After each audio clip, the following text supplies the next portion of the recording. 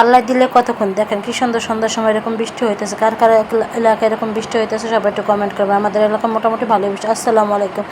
প্রতিদিন মতন আরেকটা ব্লগ নিয়ে আসলাম আপনাদের বাড়ি। দেখেন সকাল সকাল নাস্তা খাওয়ার পর কতগুলো জমছে বাইরে ভাই।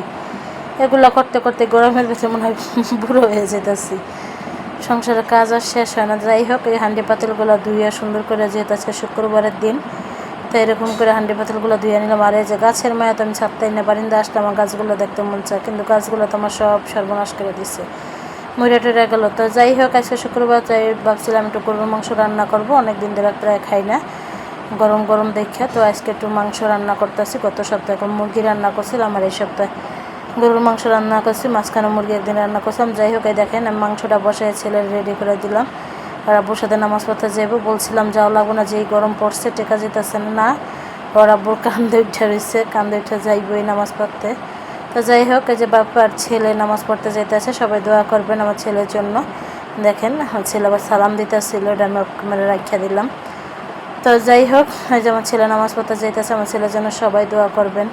কত সুন্দর করে নামাজ পড়তে যায়। যেই রোদ দেখেন, বারান্দা কোন টিকা যেতেছে না রোদ্রে, তারপরেও যাইবে এরকম একটা পাগলামি শুরু করছে। আমার টাটা দিতেছে অনেক দূরে বসে। তো নামাজ পড়তে যাইতেছে, আমার ছেলের জন্য সবাই দোয়া করবেন। আর দেখেন প্রচণ্ড রোদ উঠছে, মানে বলার বাহিরে এত রোদ। তারপরও আর আমার গাছগুলো তো নাই, তারা কয়েকটা গাছ। আর এদিকে আমার মাংস দেখি প্রায় পানিটা শুকিয়ে গেছে, তো আমি এসে তাড়াতাড়ি করে লাড়া দিতেছিলাম। আর আমার ছেলে নামাজ পড়তে যাইতেছে, আমি এই সুযোগ আবার রান্না করে ফলাইতেছি। মাংসটা আমি আগেই বসাই দিচ্ছি, তো পানি দিয়ে নামাই নিলাম। পানি দিয়ে নামানোর পরে আমি ভাজিটা বসাই দেবো। আজকে ভেন্ডি ভাজি করবো, কারণ ছেলে এসে পোলাও পাক করে তো আমি সময় দিতে পারি না, মাংসটা হইতে থাকবে। আর আমি এদিকে নামাজ টামাজ পড়ে করবো।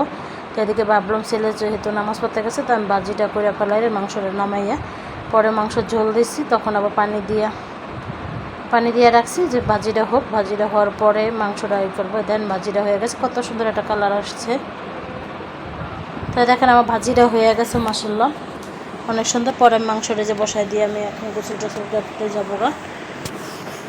তো দেখেন মাংসটা কম আমার হয়ে গেছে গা, প্রায় ভুনাই করবো।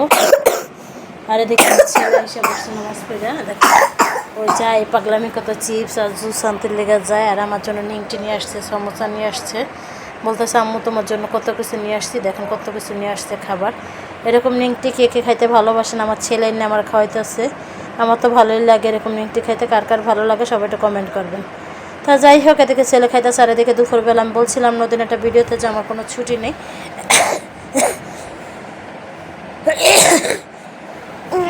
সরি। তাই দেখেন আম্মা খায়, যে আমি বলছিলাম আমার কোনো আম্মা খা ছুটি নেই।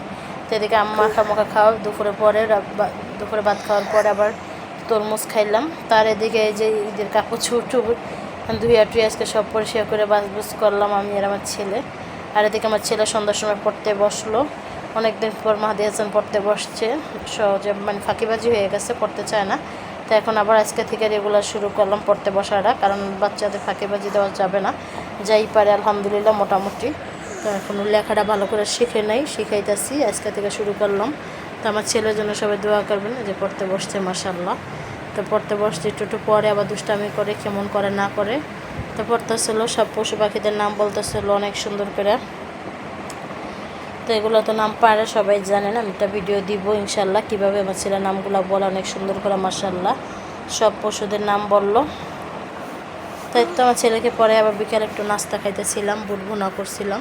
তো বুটটা আমি একটু চুলার পর থেকে খাইতেছিলাম। আর এদিকে একটা প্লেটে নিয়ে নিলাম, প্লেটে নিয়ে কিছু হালকা হালকা মুড়ি দিয়ে এভাবে কোন বুট ভুনাটা খাইতে ভালো লাগে। এটা রোজার কিছু কাঁচা বুট ছিল, এটা আমি সিদ্ধ করছি, সিদ্ধ করে আজকে ভুনা করছিলাম।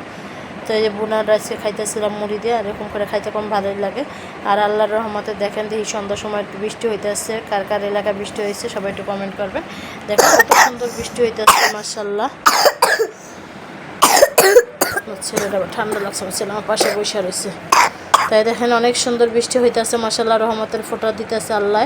সবার এলাকায় বৃষ্টি হোক, সবার মন শান্তি হোক, সবাই ভালো থাকবেন, সুস্থ থাকবেন, আল্লাহর কাছে দোয়া করেন যেন বৃষ্টি এরকম হয়। আল্লাহ হাফেজ।